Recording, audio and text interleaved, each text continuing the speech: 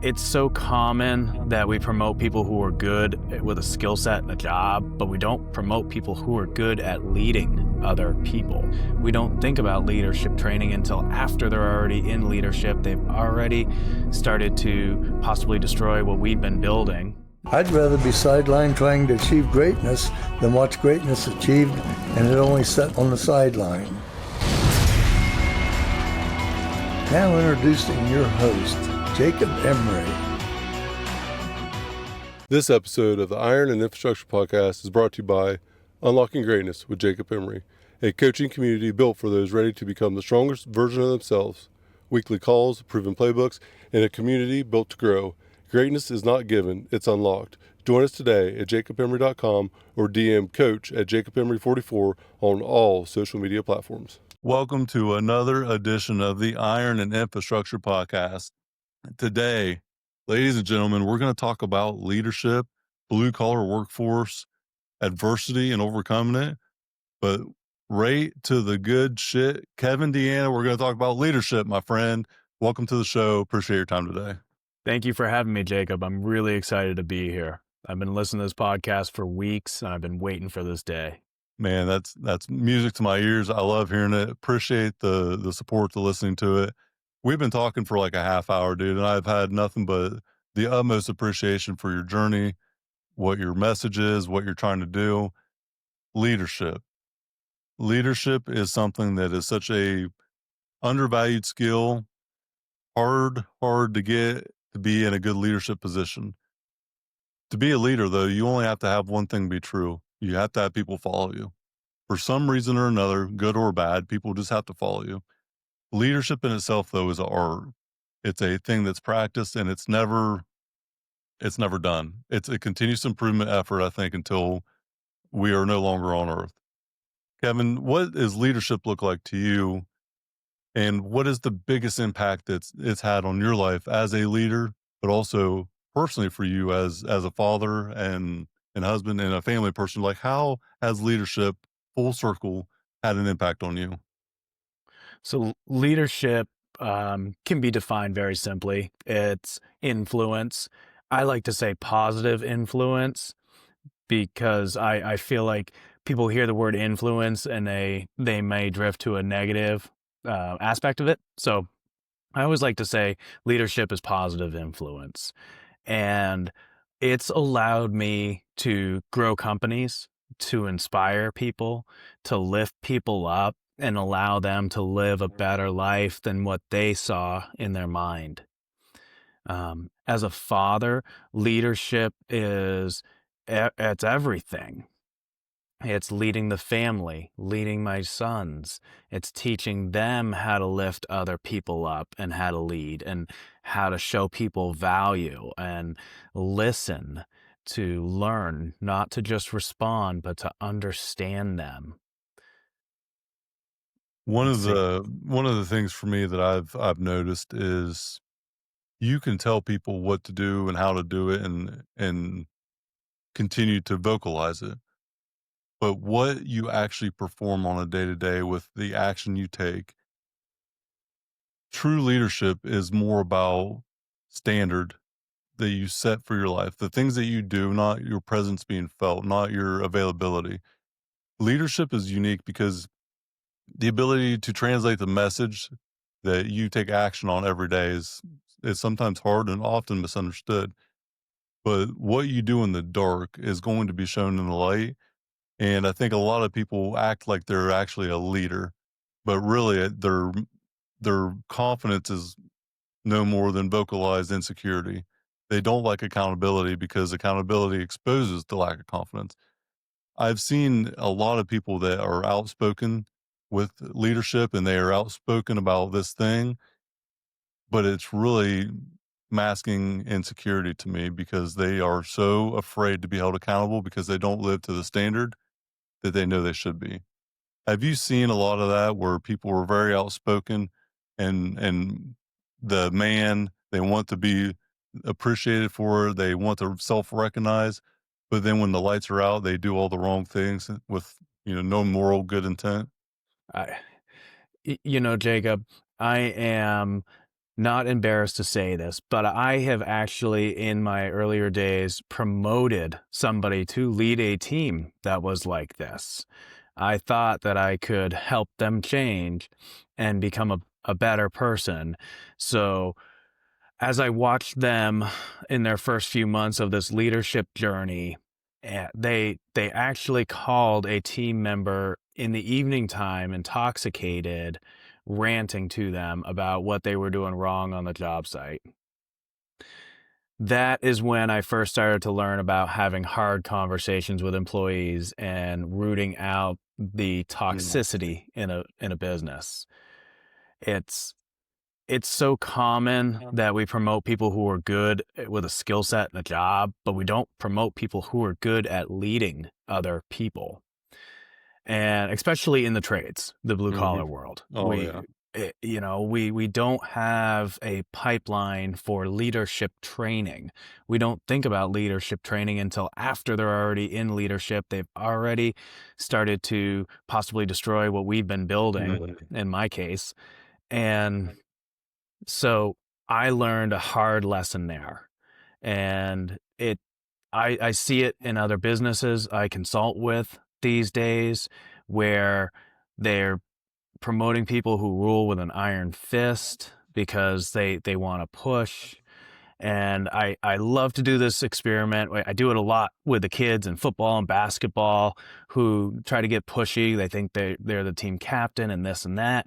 And I do a simple thing where I put my hand up and I say, put your hand up, and I push against their hand and they push back.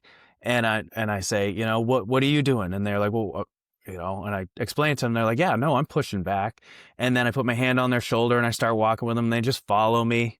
And I'm like, do you see the difference between walking with somebody and pushing somebody? So leading by example, living the life that you want everybody else to live, getting up, working out, eating well, being respectful, reading, treating others with value, doing the grind, working hard, working on your skill, on your talent, building your business. They see this Mhm. and they react to it. If you come in, you bark orders, and then you walk out the door, they didn't hear a thing. All they feel is fear, and that will never get you far.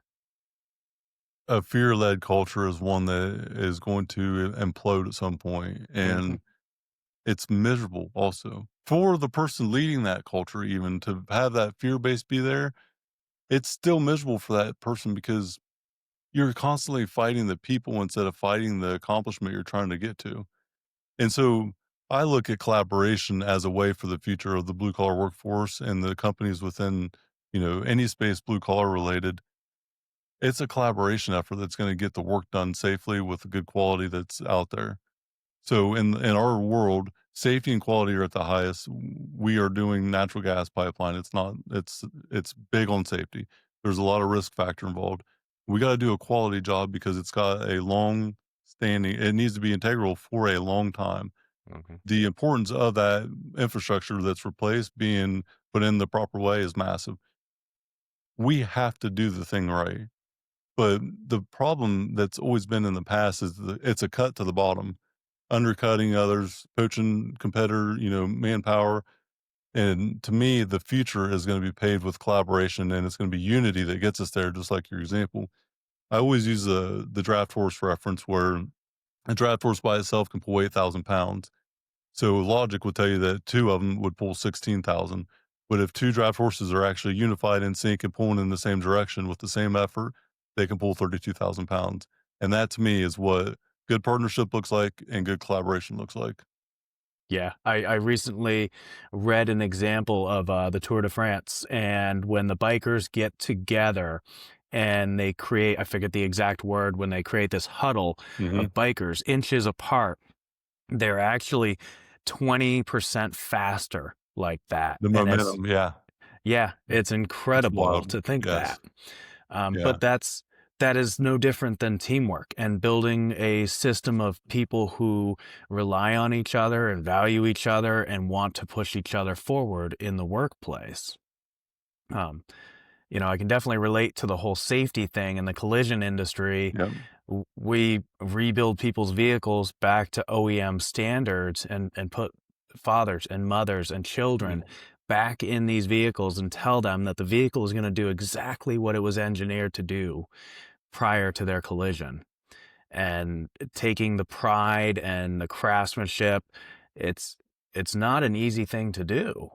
It's not. And we have the same thing. We have compliance records for days that we have to meet standards on every year, vehicle and the work that we do, like compliance is a big thing for us.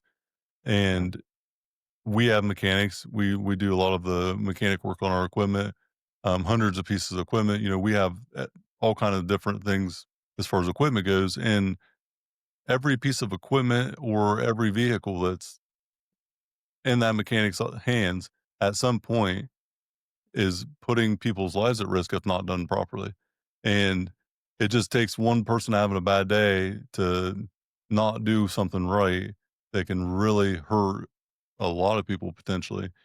There's been a lot of companies that I've heard of taking shortcuts on some of the small stuff that was actually big and created massive like concern and issue in the future. Hmm. But what you do in the light, Kevin, I'm going to say it all day, will be exposed. What you do in the dark will be exposed. And on our pipeline, dude, we lead by the core values. We live and breathe them at the fullest extent because if you don't have something that you believe in and you live by, then you'll stand for nothing. You got to stand for something. And for us, that core value led culture is what we demand. It's not an option. It's an expectation that has to be met. And we want to empower progress for our team members through them core values. Yeah.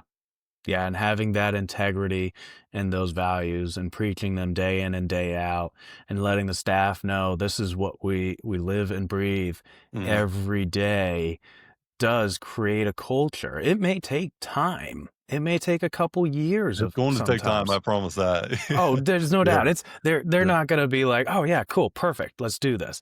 It's gonna take sometimes years to develop that and to find the people who fit in that because not everybody's gonna fit with your vision or your integrity. So, yep, and that's okay. They don't and it's have not. to. No, There's plenty out there that will. it's not for everyone, but it is for anyone. So Mhm. everyone out there won't fit in it, but anyone can fit in it if they're willing to do different. I'm not even gonna say better. I believe it to be better, but it's different. What we are going to do is going to be different. We're not gonna go try to be the same as everybody else. We're going to be who we are because we're going to be different and do it our way, and that's what's gonna create our success. You know, thinking about doing something that's different, going against the grain. This podcast, for a blue collar workforce person, I was a pipeliner, dude. I used to tuck my jeans in my boots just like the next guy. In the winter, I'm duct taping them shut so I don't get mud and water and shit all in them. Like, I've been in the ditch majority of my life. And as a metaphor and as a literal thing for years. But, I started out on our pipeline $9 an hour with a shovel in my hand. And I didn't know a damn thing about a damn thing. But the willingness to continue to be curious. And I think there's two types of people in life, Kevin. There's one person who is always seeking the truth. They have traditional thought, maybe what they were born into and taught as they were, a kid, but then they always seek to be finding the truth. And then there's that traditionalist that only believes what they have been taught and are unwilling to accept even reality of truth being told to them that they're wrong, but they still will stick to these old outdated thoughts. The way it's always been done to me, Kevin, is not the best way. Anytime I hear that statement, I am on high alert. Like, let's burn that son bitch down and talk about it because it's probably outdated. If we've always done things one way, this one way is probably extinct and is probably asinine. We're even doing the thing. What's your thoughts on that? I love it. Direct relation to the auto body industry. Materials have changed, metals have changed, thicknesses have changed. Physics play such a massive role in vehicle engineering and construction. Energy absorption is on the forefront of the construction of these vehicles Mhm. nowadays. Um, Advanced drivers assist systems. The vehicles literally driving themselves, stopping, uh, speeding up, slowing down, avoiding collisions. it's incredible the changes we've seen in the past 10 years. For 30 years, they fix vehicles the exact same Mhm. way. Um, it used to be that they would drill a hole in the sheet metal and put a hook or a screw in there, pull it back out, and then weld the hole up, and then um, repair and finish the Yeah. panel. And so today we have techniques such as glue pulling, where it's literally a hot glue stick. Mhm. We can pick up the whole front end of a vehicle that way. We can rip doors off vehicles with these glues. And they're not invasive. They don't burn the coatings off the backside of the panel. You can repair more. But there's this old adage that, body men repair things. We just fix things. Well, all those style lines you see in the panels on your doors and your fenders, they actually create the rigidity and the strength in Mhm. those panels.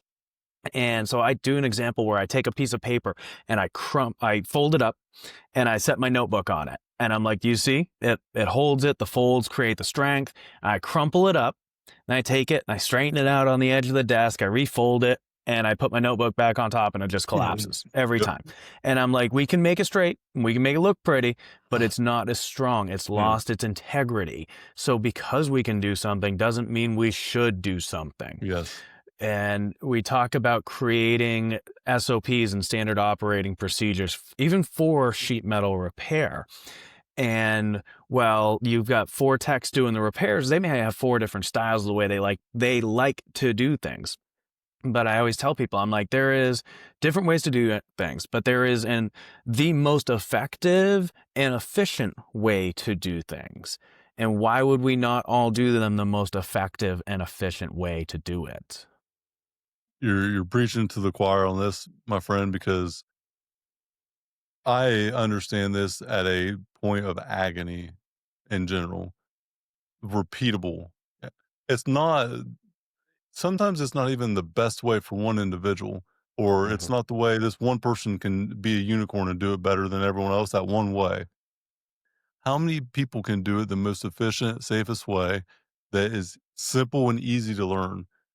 Everything that I do, like I build something, I want to explain it to my 8-year-old daughter or my 4-year-old daughter before I try to take it to an adult. And if they get it, I'm good.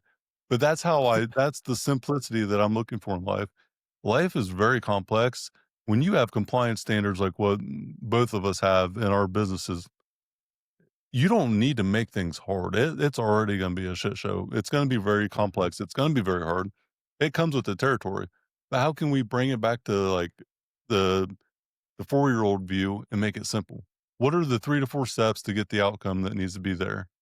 And look at it from that picture. And what I don't know if you've experienced this a lot. I'm assuming you have, but whenever developing a process, a checklist, right? Mhm. I look at models as the blueprint. The system is the infrastructure, the internal workings of all of it put together. The process is the step by step checklist, the checklist of things that need to have be true for this task to be completed. And it starts at like a department level. You have like your core bunch of processes, and then there's supporting processes all the way down to the bottom. And for me, I want to see what are the 4 to 5 steps, call it 3 to 7 steps for this thing to start and finish at a very high level. Mhm. And the simplicity part of it is what's so incredibly hard for people because the ones developing it understand the complexity so well, they can't make it simple. And so that's where like the teaching and the leadership comes into play for me. It's where, okay, I understand we're at this detail level of 10. Let's take detail and remove it and put it at a 1. Let's get up in the clouds where I'm at. It's not for the person that knows it, it's for the person that doesn't know it. And that's what I always try to explain it. You don't need to know, like, don't make this complex to learn. Make it where someone comes in and can go from not understanding anything, 0 to hero in a week. They can look at something and understand the concept and then apply the effort and implementation of how to do it and then pick it up. But we have to be able to simplify as leaders. And I think one of the most overlooked skills is the simplicity of complex things inside of business. Yeah, I don't disagree. I mean, you talk about getting vehicle structure correct down to the millimeter so these radars read correctly at 800 yards out going 70 miles an hour is a very complex thing Mhm. to understand, and to take people who are right out of high school technicians, they've been taking cars apart and doing a little bit of prep work and this and that, and to try to explain this stuff to them is not possible. They don't have the experience, the knowledge, the know-how, but to be able to create simple systems that they can understand and follow is integral. And that goes for plumbing or electrical work or any of these trades. There are extremely high levels of detail that we must get to, but not on day one, not on day 50. Mm. Nobody's gonna be learning that at the beginning anyways. It's gonna take years No. of hard work and effort to even open up the avenue to learning that part of it, You don't have the right? foundation. The building blocks aren't in place yet. Right. The first principles thinking is something I have my own framework I've created for myself in my coaching program called Prosperity Principles. And it's a first principles based and my frame. Elon Musk, I don't know if you've read his book or not, like I 30-hour haven't. long book on audio because I do audiobooks. I have never been so interested in some crazy lunatic engineer that's going to change the world in an audiobook that is monotone read. I have never been so intrigued in my life because just what you're talking about with the metals and the different compliance standards now compared to 5 years ago, let alone 10 years ago. The way that he has ran SpaceX through that first principles lens with physics, with what's fact, not feelings. What is the evidence say, not the emotions say? What is truth, not tradition? It's incredible what he did at SpaceX and is still doing today with how he navigates. He doesn't give a shit about compliance or any of it. If it's a mandated thing by someone that's irrelevant or it's 20 years old, he will challenge everything. And I think that ability in general in business, why are we doing this? What is the desired outcome? If it's not clearly going to benefit us with our safety, our health, our performance, what the fuck is it still in here for? And who so, like, if there's a standard that's implemented with Elon Musk, it's not just the department, it's the person has to sign on it. And, like, it's this is you in the court of law defending the reason that this is there, so you better be ready. It Mm. better be definitive that it has to be there and it's non-negotiable. And that's actually what he does. He, like, has people sign the document that implements it, and it's addressed on every single assembly line, every single formation to put the rocket together, like, it's wild.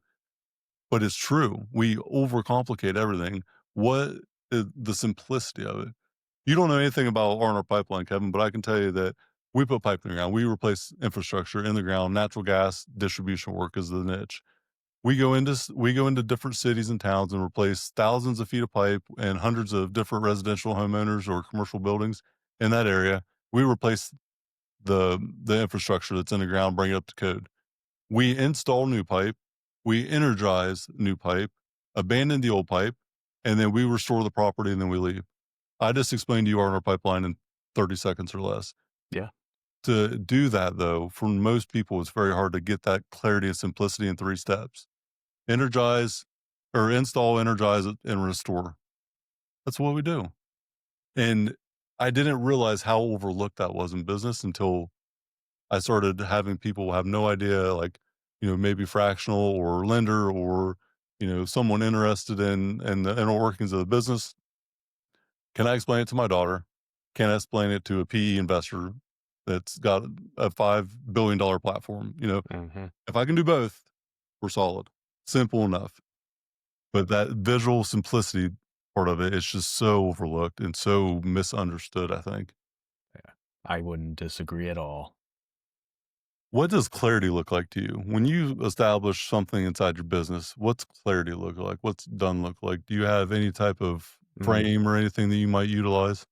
So I love the definition of done.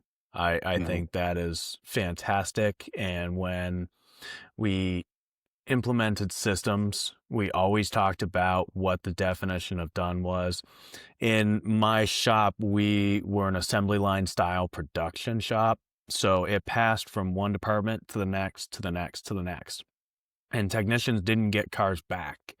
So ensuring that everything was done to the standard it needed to be done for the next crew to just pick it up and go was extremely important. I'm sorry, ask the question one more time. So, I like, kind of forgot. clarity, like, Clarity, yes. yeah, clarity, definition done, you're on the right track with that, So it's like yeah. clarity is extremely important from the leadership team all the way down. Having that laser focus on what the actual Mhm. goal is and what it looks like to achieve that goal is vital, because otherwise you're going to stray. You're going to go off on a tangent and you're going to get lost for months. And then all of a sudden you're going to realize that we're going in the totally wrong direction. This is not relevant to the ultimate goal. And so when you cast your vision, you talk to your leadership team, you talk to your staff if you are the leadership team, creating the vision in their mind and creating that crystal clear clarity on what the goal of whatever objective, if it's the day's objective, if it's a month, if it's, hey, this is my 5-year vision for the company, right down to, hey, this is how I want you to communicate with the clients, the customers, and giving them the why, I find helps a lot with that. I want you to speak to the clients like this. Mhm. Why? Because from their point of view, this is what's the most valuable to them. This is what's valuable to us. And when you can do that, then I think you start really achieving bigger steps towards your goal, towards the ultimate vision that you have for whatever it was. I love it, definition of done, something that I built a process developer, basically, I call it the VTM, visual training method. 4 steps, basically go from no process to a video document with a checklist guide that you can hold and watch, the video, see the guide, frequently asked questions. It's all done in 4 steps, essentially. And it's just capturing the process being completed, and it's a mix of different things that I've learned from different coaches, Dan Martell being one, EOS, and then applying it to what I truly believe be the right fit for our culture and our business in the future. This episode of the Iron and Infrastructure Podcast is brought to you by R&R Pipeline Inc., an infrastructure company. Join our team today at rrpipelineinc.com. Just capturing what you do. Show me how you do what you do. And I don't mean show me like go on a tangent about the thing, like show me the step by step of how you get to this outcome.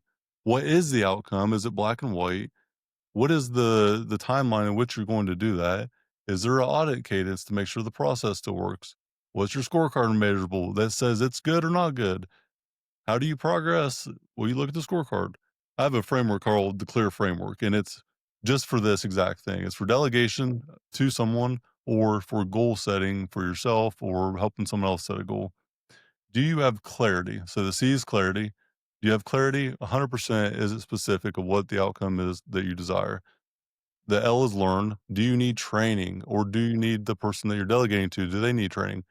If they can't do the task with their current skill set, they need to learn it before they can have it delegated to them. Do you have a clear end date? So what is the expectation with the end date? Is it February 1st at noon? This needs to be done. That's clear. Sometime next week is not clear to me, Kevin. That's not a clear day, right? No. And then did you advocate or did you delegate it? Advocating it is just pushing on someone without awareness of their capacity, not incentivizing them or motivating them in the first place.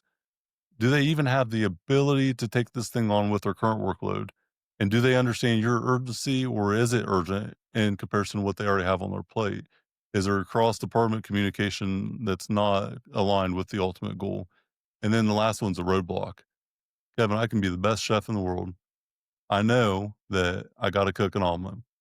I don't need to learn anything because I know how to do it. I need to get it done now because they're waiting on their food. I don't need incentivized because this is how I get paid. I'm already incentivized based on the compensation part, but I ain't got no freaking eggs. There's a roadblock there, right? Like I can't do anything. I'm screwed without the eggs.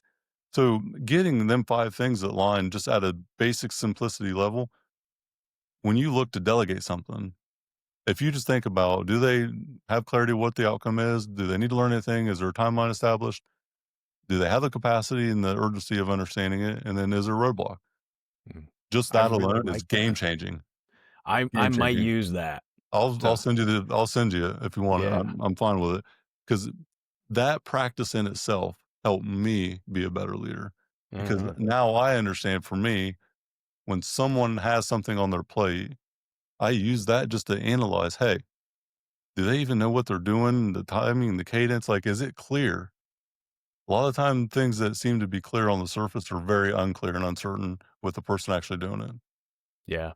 Yeah, and clarity is extremely important. You talked a little bit about goal setting, and that is clarity is a must have. Mhm. When we're talking with new clients that come into the company, we always run them through our SMART goal setting Mhm. process, Love it. and we change it around a little bit. You know, it's still specific, Mhm. which is the clarity. Yeah. You've got to know exactly what what that definition when it's done looks Mhm. like.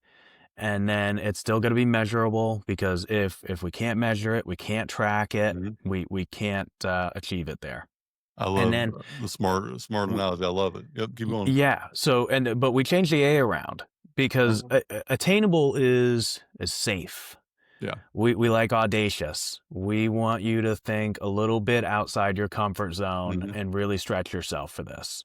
Relevant, going down that road that's leading to the ultimate goal, and then time bound. Like you said, it's in specific time. Like you said, not some point next week. It's by December 31st, 2025. It's Yeah. by February 10th. It's whatever the date and the time is. It's Mhm. that is it. Yeah, and hypotheticals to me, they drive me crazy, dude. I if there is not a clear problem in place, then don't bring me something that could be or could not be a problem, because all you're doing is actually by design, whether intentional or not, by design, you're creating a problem and Mhm. making an issue out of nothing. I cannot deal with hypotheticals, and it's something that um, I'm very direct about. So it probably the perception is probably I'm just an asshole or a dickhead about it, but I don't even care anymore because it's like, is this thing real? No. Okay. What's the next thing you got? Because this isn't a real thing. Just being blunt, outspoken, and direct, and having a standard set where you don't deal with things that are not real. Hypotheticals are hypocritical. Dan Martell says that all the time. But there is a difference between hypothetical and having faith. And this is something I broke down the other day because there was a scenario that was brought up, and I kept saying, but that is a hypothetical. And the response back was, but you believe this thing to be true or can happen. And I was like, that's called faith. And I never really had broke down the two differences, but the faith part of it is in my heart, I believe this can happen. Where the other person is looking at the hypothetical of what may not be able to happen or what's not going to happen in their head. And so it's like a logical thing about an unrealistic, an unreal thing that is logic driven in that point, where I had the faith driven belief it could be true. But it's almost a positive negative separation too, where I believe it can happen and the other person doesn't believe it can happen and is actually trying to find a reason why it will never happen. I really like that. And Yeah. I never really distinguished, like, never separated the reason that hypotheticals bug me so much, but back to protecting your positivity, that's what I Mm. figured out it was. Yeah. Yeah. No, I love the positivity and keeping that going. There's no room for negativity in a success journey, in a business, in family, faith, none of it. It just doesn't belong. Whatever you view is what you're gonna do, and if you view it to be good, it's gonna be good. If you think it's gonna be bad, it's gonna be bad. Henry Ford said, "Whether you think you can or you think you can't, you're right."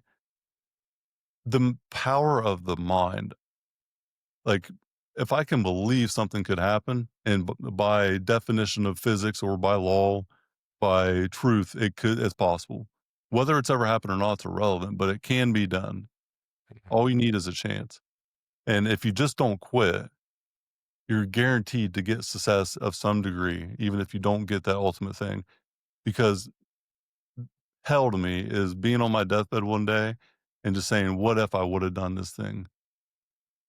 That is the most miserable thought that I've ever had, is questioning that thing. What if? Them two words haunt me sometimes. So I will never leave something that I want to know to be true or not true. I'll never leave a stone unturned. What if I could have done this or what if I could have done that? I don't know that I will ever have that be a question I ask myself. Now I might Well, say, "Well, fuck, was it worth it?" I don't know, but, like, what if I tried will never be a thing for me. yeah. When I was 19 years old, I got a tattoo on my back. It says no regrets. And I got it Probably regret because that thing though, don't you? nope, not one I bit, love man. it. I love Yeah. it. I built a Yeah. whole I built a storyboard underneath of it actually of my life and my journey. Love it. But I got the tattoo because in my life I didn't want to regret anything that I didn't do. It's it wasn't about, making good bad decisions. It was about the what if. And it wasn't just like you said, it's not for me. Like I will follow it up and I will find out maybe it's not the best thing, but that's okay. I'm not going to be in wonder for the rest of my life that, hey, I didn't take this opportunity when it presented itself. And where could I have been now if I had done that? Mhm. If what if, or, there's no regrets on anything I've done. I've learned, I've lived, I've made a lot of mistakes, I've had a lot of failure, but through those failures, I found success. And if not for those failures, I would not be the man I am today. I would not be a success. I would not be able to teach my kids about these life lessons. You know, find someone that wants to build character and have an easy life, and I'll be damned if that's ever gonna be true. Yeah, I'd like to see that guy. That's a unicorn that will never exist to me. Find the trust fund kid that has purpose in life, Mm, that hasn't had, completely everything handed to him and not implode. I think character is built on the ability to overcome the hardship that we face, and failure is a guaranteed thing that you need to have. It's a requirement to ever have success. I look at success as a highway, and failure is just the exit ramps that you go past. Sometimes you get off on them. It's just getting back on that highway and staying on that highway throughout the journey. But they're on the same exact path, the same exact road. I have failed way more times than I've succeeded. And everyone that's ever done anything that they wanted to will tell you that same thing. The mhm. rate of failure is probably 10x the rate of any success, if not 100x, Yeah. if not Yeah. more. But the reason that you failed is also the reason that you became successful because you didn't Yeah. stop going for it. I heard a quote when it was early in my high school days, but it was adversity is good for the soul. And I have found that to be so true. You mentioned a trust fund kid, somebody who has an easy life, everything's paid for. There's, home life is good, and there's people who take care of him, give him rides everywhere. There's money in his bank account all the time. His checks Mhm. never bounce.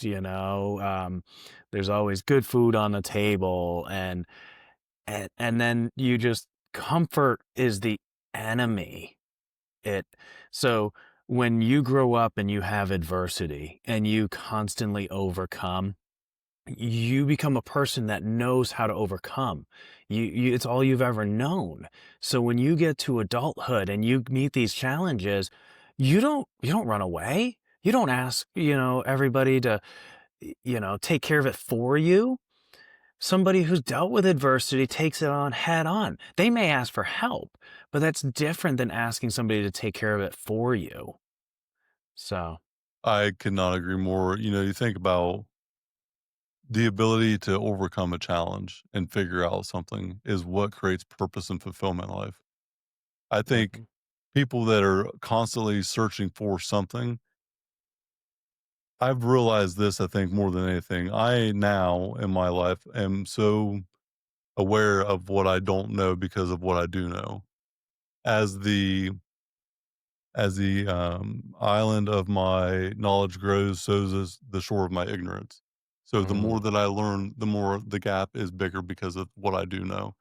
And what I've realized, it's never going to be like I'm never going to be there. There is no ending. This is a lifelong thing that we are going to do, and there should never be a stop to it. That's the whole point, though.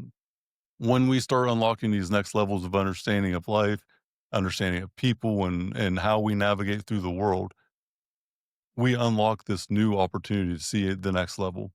And I always look at that highway to success as mine's under construction every day. When I first started down this journey of actually doing good and trying to live a better life and trying to go on this journey at 22, I had a 2-lane road. I could see this far. But now my highway is under construction every single day, and now it's like a 200-lane vision. And it just keeps getting wider and wider because it's never going to stop being under construction, and it's always going to continue to get bigger because I'm gonna continue to get better and progress and learn. And that might be learning what I don't need to know or didn't wanna know, but it's something that you acquire information, but then the rate of implementation. There is also information overload. I think that's something a lot of people today, probably especially, get bogged down with, where everyone has so much readily available information, they don't know how to package it together in a way to be useful. And I've found myself even spiraling with learning more without doing anything with it. Like Mhm. vision and dreaming is all part of necessity, and it takes the action and of that information. Like you have to put in play something that you learn.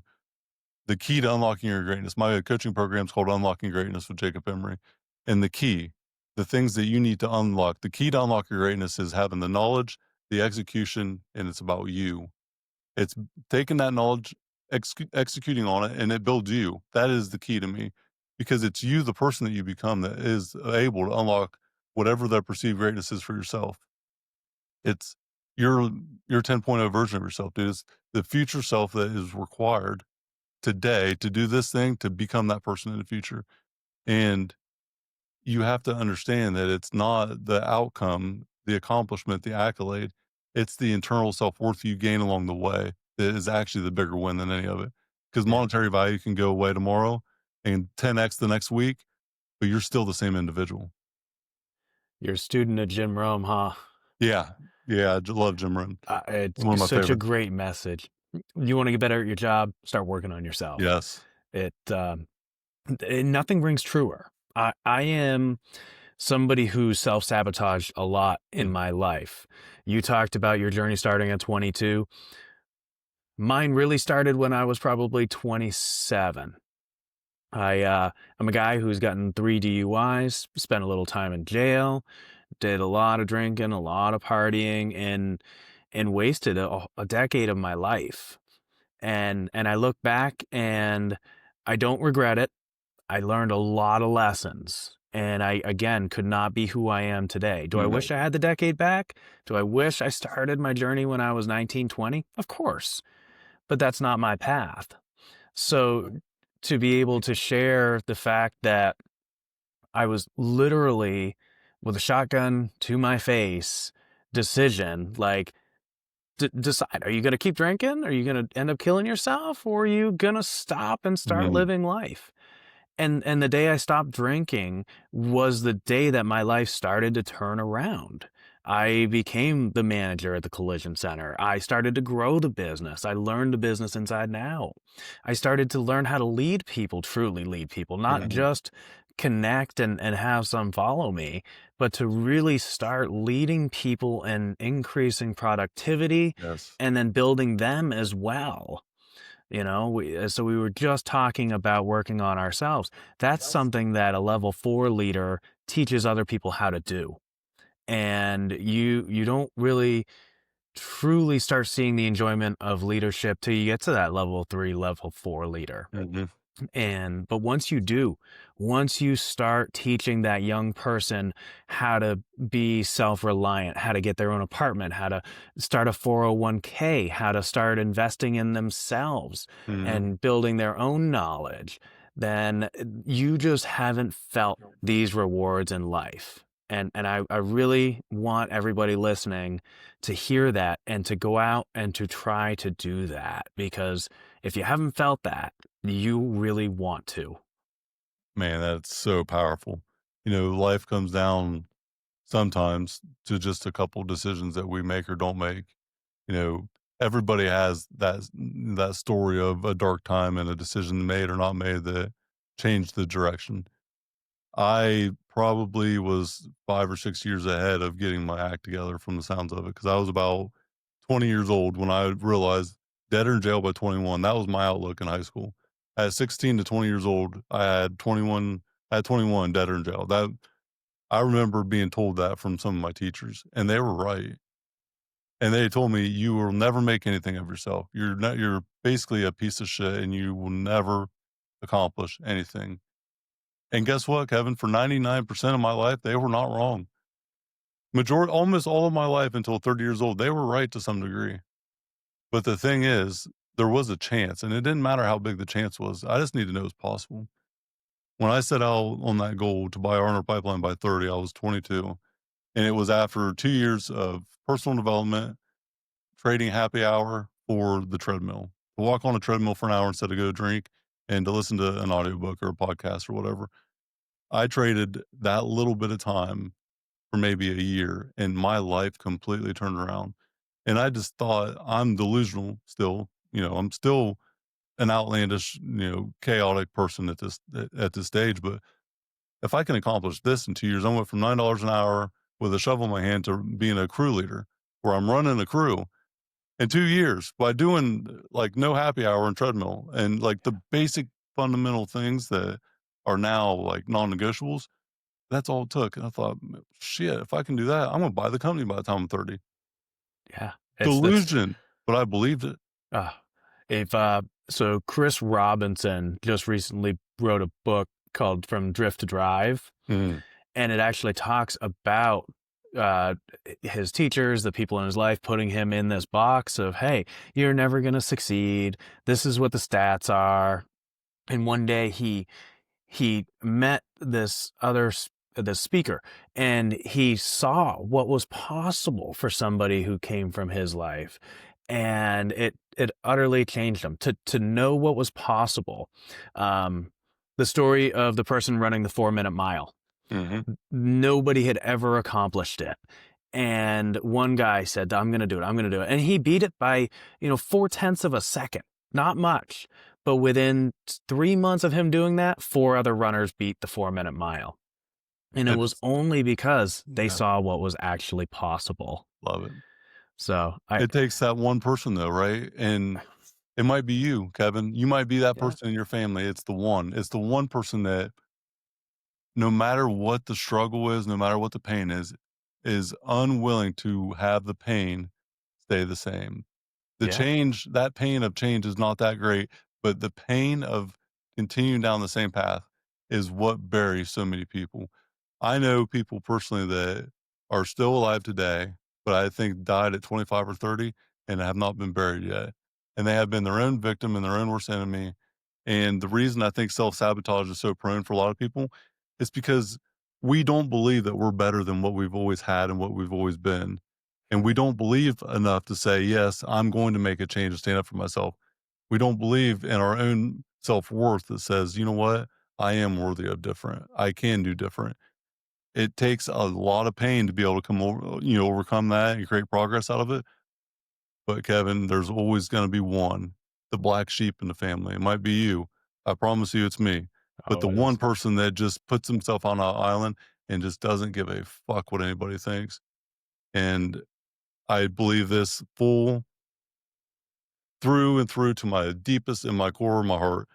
Everybody has a dream. I have a dream framework. I've done speaking engagements on it. And the dream is like your fingerprint.